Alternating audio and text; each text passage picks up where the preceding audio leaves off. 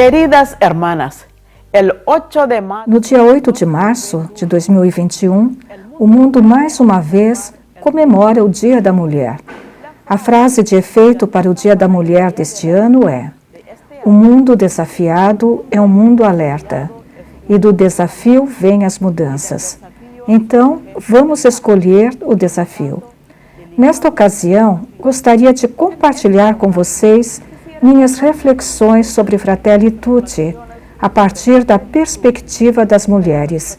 O que há neste documento para as mulheres? A primeira coisa que me impressionou na encíclica foi o tamanho. Uma obra de 287 parágrafos em 8 capítulos. A encíclica é longa e, em algumas partes, muito detalhada. O argumento central é que somos uma grande família unida em nossa humanidade comum e somos irmãos e irmãs uns dos outros. A linguagem da encíclica é convincente, contundente, direta e, às vezes, casual. A inspiração bíblica é a parábola do bom samaritano, ilustrada no capítulo 2. A história é viva, apropriada, expressiva, eficaz e profunda. A razão pela qual o Papa Francisco escolheu esta parábola encontra-se no parágrafo 86. Cito: mesmo hoje, existem aqueles que parecem se sentir encorajados ou pelo menos fortalecidos por sua fé para defender várias formas de nacionalismo, atitudes violentas, xenófobas, desprezo e até maus tratos para com os diferentes. Da perspectiva de uma mulher, o que há para as mulheres?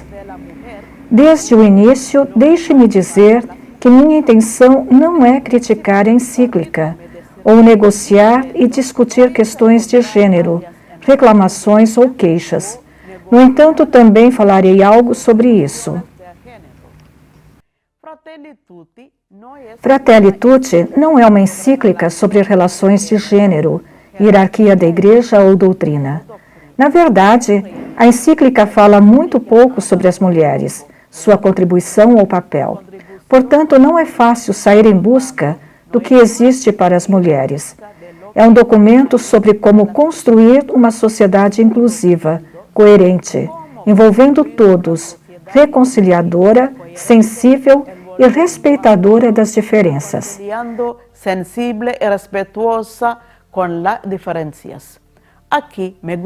Aqui gostaria de chamar sua atenção para alguns dos comentários sobre Fratelli Tutti que apareceram na edição de 17 de outubro do Tablet.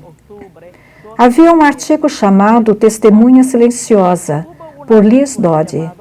Ela diz que a encíclica é uma poderosa reimaginação da situação humana como uma oportunidade compartilhada de enriquecimento mútuo, em que os dons e necessidades do outro são respeitados e honrados.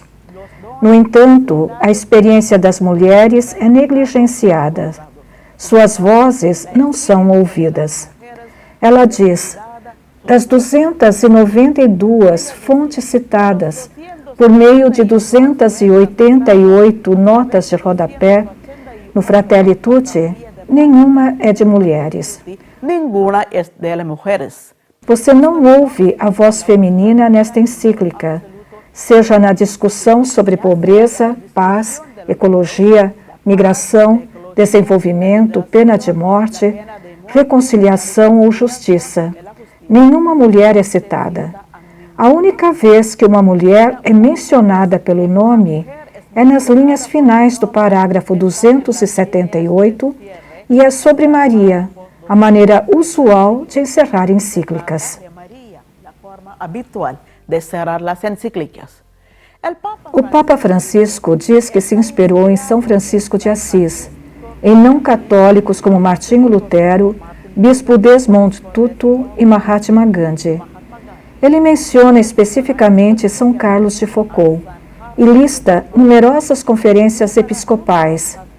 Por que não citar uma única escritora ou pensadora para se inspirar? parece estranho e triste para mim. E, no entanto, sabemos que várias mulheres atuam como diretoras ou presidentes de algumas organizações muito importantes e ocupam cargos de liderança em instituições de justiça e paz, erradicação da pobreza e desenvolvimento. A diretora da CAFOD, Agência Católica para o Desenvolvimento no Exterior, é a senhora Christine Allen. A co-presidente da Pax Christi. Existem muitas mulheres que trabalham para se capacitarem no nível de base. Para empoderar-se a nível de base. Isso nos traz de volta à questão. Temos conhecimento de mulheres escritoras, pensadoras, ativistas e colaboradoras e nos inspiramos em algumas delas? Eu entendo que nas encíclicas os papas geralmente não citam muitos escritores, geralmente se referem à Bíblia e a encíclicas anteriores próprias ou de seus predecessores. Ou de seus predecessores. Mas o fato de as mulheres que constituem metade da raça humana não serem retratadas como inspiradoras é uma lacuna. Liz Dodd pergunta: por que uma única mulher não foi autorizada a falar nesta carta?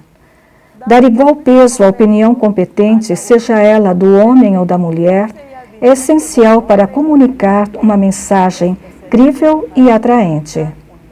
Tendo dito o que está faltando, deixe-me apontar o que está ali. Dicho lo que falta agora, permítanme señalar lo que hay aí.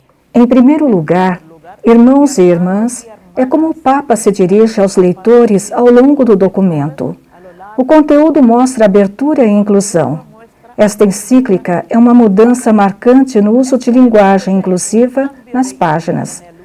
Quando comparado aos documentos anteriores da Igreja, esta é uma mudança de registro. O documento não exclui dizer ela, irmã e mulheres. Alguns parágrafos até começam com crianças, mulheres e homens. Portanto, a encíclica procurou, em seu conteúdo, compensar o título que foi ofensivo para muitas mulheres. As encíclicas anteriores impressionarão o leitor casual como escritos dirigidos exclusivamente a bispos e padres. Em geral, a missão era um assunto que preocupava os homens. O protótipo de um verdadeiro missionário ainda era claramente masculino e clerical.